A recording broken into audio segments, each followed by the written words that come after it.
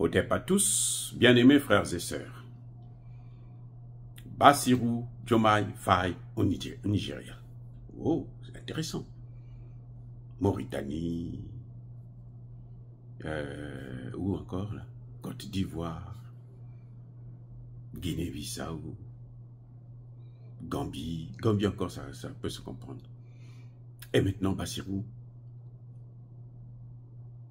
au Nigeria. Il est allé voir son père, son grand-père, Bola Tinubu.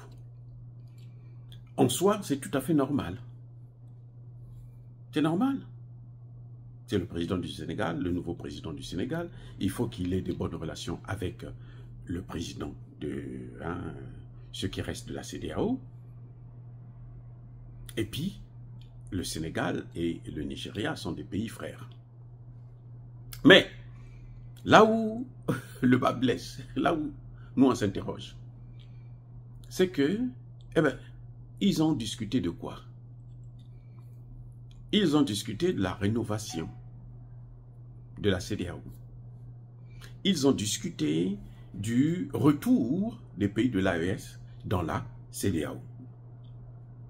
Mais Bassirou, il a quoi? Est-ce que il prend pas quelque chose de pas très net?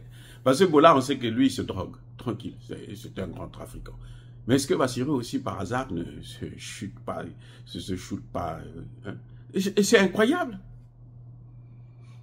Au moment où les pays de l'AES sont en train d'annoncer la création d'une confédération, Bassirou accepte une mission selon laquelle il faut convaincre les pays de l'AES pour qu'ils reviennent dans la CEDEAO. Lui-même, il parle de CEDEAO rénovée. Oh, très bien.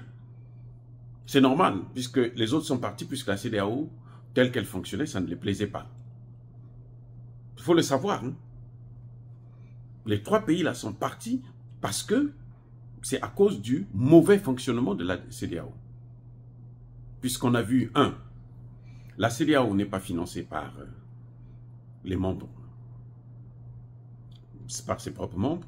2, la CEDEAO reçoit des ordres de l'extérieur, notamment de la France et des États-Unis. Et la CEDEAO viole les textes pour punir les États membres. On le voit aujourd'hui, la situation entre le Bénin et le Niger, c'est dû à quoi? C'est à cause de la CEDEAO, la même CEDEAO. Maintenant, quand Bassirou parle de CEDEAO rénovée, là, qui nous disent quelles sont les rénovations qu'on a apportées. Qu'est-ce qui a changé au sein de la CEDEAO? Qu'est-ce qui a changé? Est-ce que Bassirou a dit, désormais, moi je veux financer, comme Kadhafi faisait, Kadhafi pour faire fonctionner l'Union africaine, il dit, bon, on n'a pas besoin de l'argent des étrangers. Moi je finance. Pour les pays qui ne peuvent pas payer, moi je paye à leur place.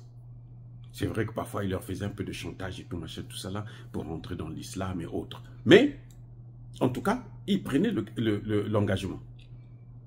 Bassirou, il vous a dit que c'est lui maintenant qui va financer la CEDEAO? Non. Bassirou a dénoncé l'attitude de la France? Non. Bassirou vous a dit qu'il va aller à l'AES quand? Oh, il va envoyer Ousmane Sonko. Ousmane Sonko part là-bas comme chef de parti. Ousmane Sonko est encore à la conquête du pouvoir. Bon. Donc, comment peux-tu accepter une mission alors que tu sais très bien que cette mission est impossible? Bassirou est en train de voir ce qui se passe entre le Niger et le Bénin. Qu'est-ce que Bassirou et Ousmane Sonko ont déclaré concernant cette crise? Puisqu'ils parlent de la CEDEAO rénovée, qu'est-ce qu'ils ont créé? Quelle est leur position? Quelle est la position même de la CEDEAO? Elle-même, la CEDEAO. Vous avez vu, la CEDEAO s'est tuée. On a abandonné Patrice Talon seul. Quand vous le voyez, elle a même pris un coup de vieux. Parce qu'en une semaine, la situation est devenue tellement insupportable. Mais il y a un problème là, avec ce Bassirou. On voit, nous tous, nous sommes en train de voir comment la Côte d'Ivoire est en train de menacer, vouloir faire la guerre, provoquer le Burkina Faso. Qu'est-ce que Bassirou ou Ousmane Sonko disent? Qu'est-ce qu'il dit? Qu'est-ce que Bassirou dit? Qu'est-ce que Sonko dit? Ils n'ont rien dit. Ils ne disent rien. Et Bassirou a le toupet de nous parler de la CEDEAO rénovée. Mais attends, les rénovations, c'est quoi? C'est seulement des mots comme ça en l'air qu'on envoie? Ah, c'est Mélenchon qui va venir changer les choses? Comme Sonko invite Mélenchon et puis lui demande l'autorisation. Mais qu'est-ce que tu penses? Que les bases là, ce n'est plus, ce n'est plus à la mode. On ne peut plus, ça fait trop longtemps. Qu'est-ce que toi tu penses? Il y a un problème avec ces gens.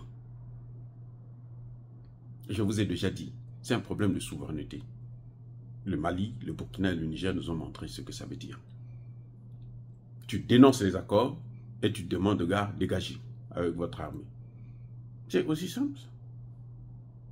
Donc, vous voyez, la mission que Tinubu est en train de confier à Bassirou et que Bassirou accepte. Je ne sais pas si c'est ça la diplomatie, mais si c'est ça la diplomatie, c'est que Bassirou ne connaît pas la diplomatie. C'est qu'il a un problème, il faut qu'il fasse des cours dans le domaine de la diplomatie. La diplomatie, ce n'est pas accepter les choses que tu ne connais pas, que tu ne peux pas faire. C'est une mission impossible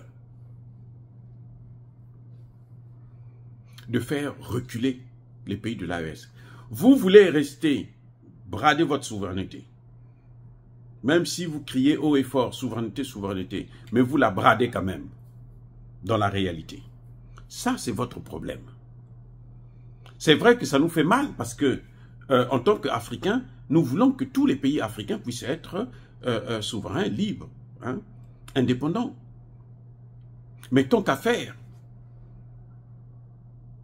chaque peuple mérite les dirigeants qu'il a.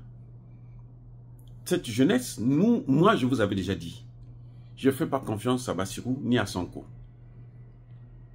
Parce que, bon, c'est vrai que je ne trouvais pas mieux, hein, c'est clair. Mais, j'avais déjà dit que eux là, ce n'est pas les meilleurs. Ils ne feront rien. Ils feront même pire que Macky Sall. Ah oui, en liquidant le pays. Ils feront pire, les deux là que vous voyez là. Ces deux escrocs, deux bandits, deux voyous. Donc, M. Bassirou, il peut dormir tranquille. L'AES là n'a pas besoin de lui. On va peut-être le recevoir comme un frère. Mais s'il vient pour ces discours à la con là, non, revenez, nous on va vous aider, nous on va faire ceci, on va faire cela. Il n'a qu'à d'abord négocier les accords de pêche. Il peut pas, le CFA, il ne peut pas. Les bases militaires, il ne peut pas. Il n'a qu'à au moins négocier la pêche. Qu'il remette le poisson sénégalais aux Sénégalais. Et puis après, on va commencer à parler. Voilà, M. Bassirou. La mission que moi, je vous convie, c'est d'abord de récupérer le poisson sénégalais là. Que la pêche ne soit plus une pêche que les Occidentaux viennent pour massacrer tous nos poissons. Et puis après, dans quelques années, il n'y aura plus rien. Non. Récupérez d'abord ça. Et que les Européens achètent le poisson sénégalais là au prix normal. Que vous repreniez, vous relancez les appels d'offres pour le pétrole et le gaz sénégalais. Là, on va savoir qu'on a affaire à des hommes. Vous avez deux femmes, vous êtes polygame. Il faut montrer que vous avez des couilles solides en mettant les choses au clair. Vous n'êtes pas capable pour la monnaie. On a entendu Sonko là. Il attend que la CEDEAO décide. Les bases militaires, c'est même pas la peine. On a besoin de l'autorisation de Mélenchon qui lui-même ne vaut absolument rien. Il est zéro. Donc, négocier au moins pour la pêche. Faites-nous revenir notre poisson. Dire cela, c'est inciter à la haine ou à la violence? Non. Il y a bas colère, veille malin. Encore une fois de plus, bien-aimés frères et sœurs, je persiste et je signe. Soyez bénis, abondamment bénis par le Dieu des Kémites et par nos ancêtres angélisés. Mais que tous ceux qui persécutent le continent africain le pillent et le déstabilisent, qu'ils soient noirs, blancs, chinois, arabes, juifs, indiens ou qui qu'ils soient punis, maudits, foudroyés, neutralisés, écrasés, effacés par le Dieu des Kémites et par nos ancêtres angélisés. Vive l'Afrique éternelle. Je dis et j'assume.